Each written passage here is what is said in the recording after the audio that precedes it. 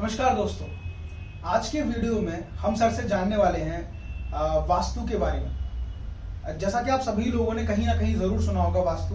अब तक मेरी नॉलेज भी इतनी है कि मैंने सिर्फ सुना है कि वास्तु होता है, क्या होता है, क्यों होता है, कैसे इम्पेक्ट करने वाला है आपकी लाइफ को, और कैसे इसे हम हटा सकते हैं, कैसे हम इसकी उपचार कर सकते हैं। इस सब चीजों के बारे में आज हम सर से जानेंगे।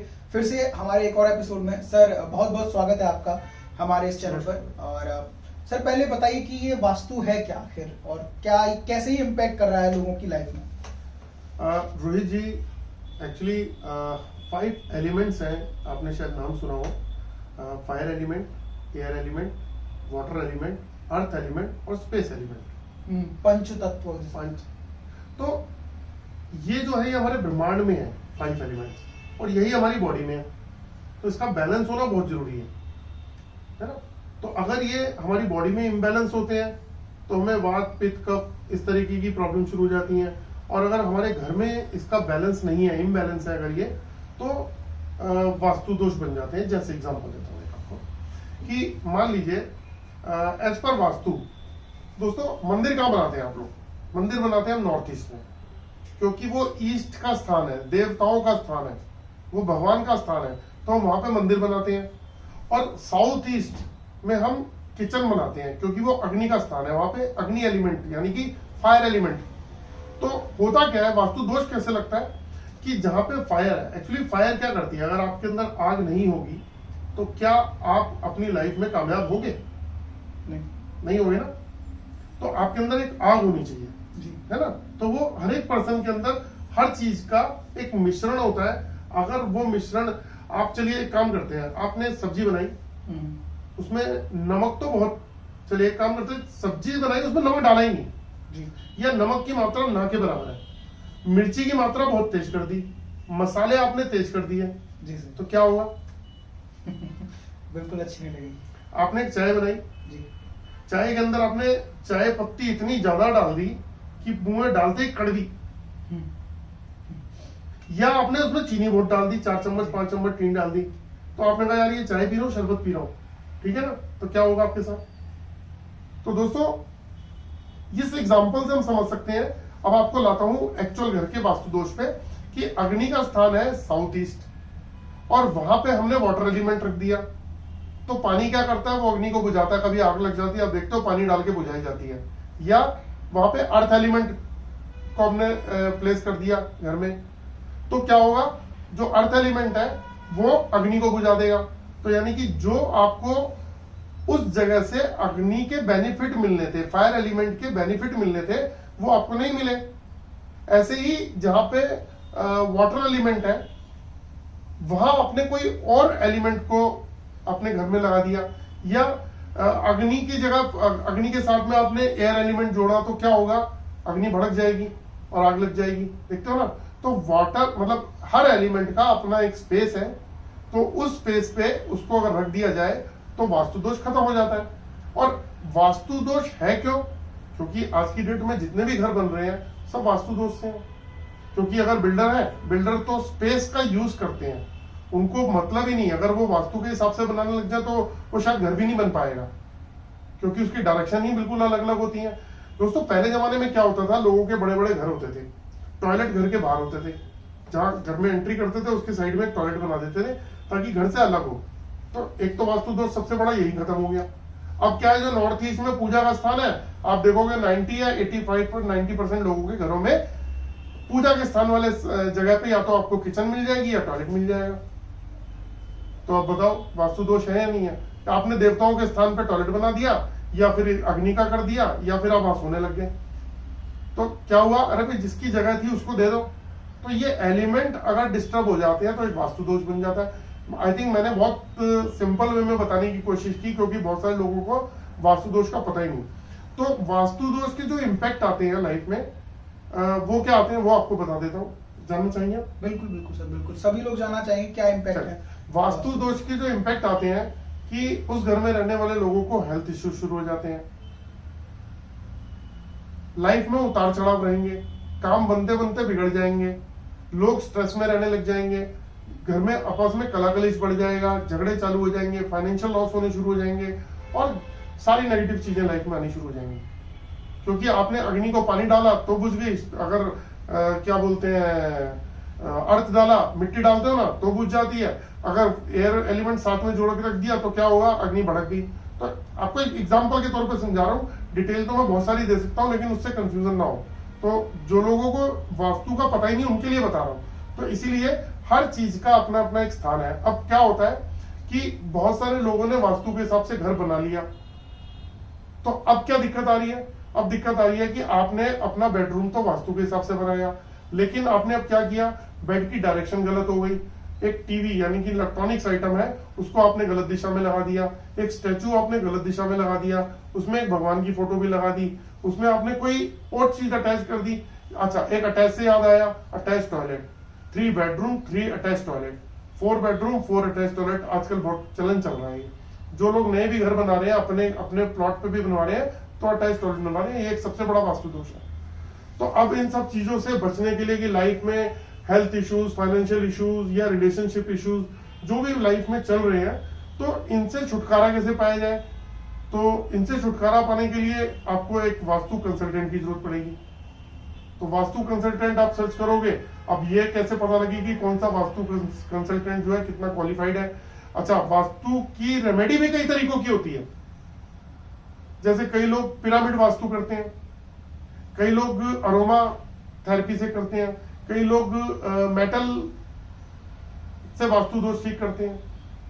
तो दोस्तों सर यहाँ एक और चीज थी कि मतलब कोई ऐसा चीज बताइए जिससे मुझे कुछ घर में तोड़ फोड़ ना करवानी पड़े, कहीं कुछ लगाना या कुछ ऐसा ना हो, मतलब ऐसा नहीं कि तोड़ना पड़ रहा है मुझे अपना घर या कुछ करना पड़ रहा है, कोई ऐसी चीज नहीं है जो कि नॉर्मली मैं प्लेस कर दूं तो उससे ठीक हो जाए, कुछ ऐसा कोई चीज है क्या? आजकल यही चल रहा है कि बिना तोड़ फोड़ का वास्तु। हाँ जी हाँ, तो वो कोई ऐसी चीज है क्योंकि आपने स्टार्टिंग में भी बोला कि कैसे, और फिर बिल्डर्स ने घर बनाए हुए हैं, मेरा भी फ्लैट है, तो ऑब्वियसली वो जैसे आप बता रहे थे नॉर्थ ईस्ट है, तो मेरे फ्लैट में भी सेम चीज है कि सारी जितनी चीजें आपने बताई ना सर, वो सारी चीजें डिस्टर्ब है मेरे यहाँ तो कुछ ऐसी चीज, अब मैं उस फ्लैट को ऑब्वियसली मेरे पास ऑथराइजेशन नहीं है कि मैं उसे तोड़वा दूं, नहीं है मेरे पास वो, तो अब मैं ऐसा क्या करूं जिससे मेरी प्रॉब्लम्स भी खत्म हो जाए और मुझे कोई ऐसा तोड़ना ओड़ना वो भी ना हो, तो ऐसा क्या कर सकते हैं आप? ऐसा देखो रोहित जी, मैं एक्चुअली ना इस पे बहुत वर्क किया मैंने जी। तो मैंने एक चीज देखी, लोगों के पास पैसा ही नहीं है।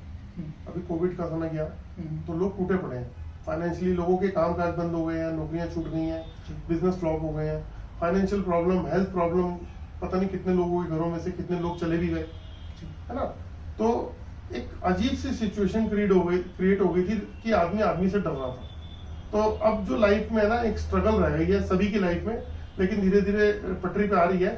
तो मुद्दा ये था कि लोगों के पास पैसा हो गया खत्म, ठीक, तो वो कहां से खर्च करें, तो वो छोड़ ही देते हैं कि यार क्यों वहम ही क्यों पालना, वास्तु का वहम ही नहीं पालो यार, कोई नहीं, सब ठीक है, सब ईश्वर का है, सब ठीक है। लेकिन अगर वास्तु है तो इसका मतलब वो काम भी करता है। तो इस पे जब मैं एनर्जी पे काम करता हूँ, मैं आपको बताया मैं ऑरा स्कैनर एनालिस्ट हूँ, तो मैं एनर्जी पे काम करता हूँ, एनर्जी को बैलेंस करने का काम करता हूँ, एनर्जी को चेक करने का काम करता हूँ। तो मैंने देखा कि वास्तु को कैसे ठीक किया जा सकता है, तो लोग लाखों रुपया लगा रहे हैं वास्तु ठीक कराने में। तो मैंने एक त्रिशक्ति वास्तु रेमेडी बनाई।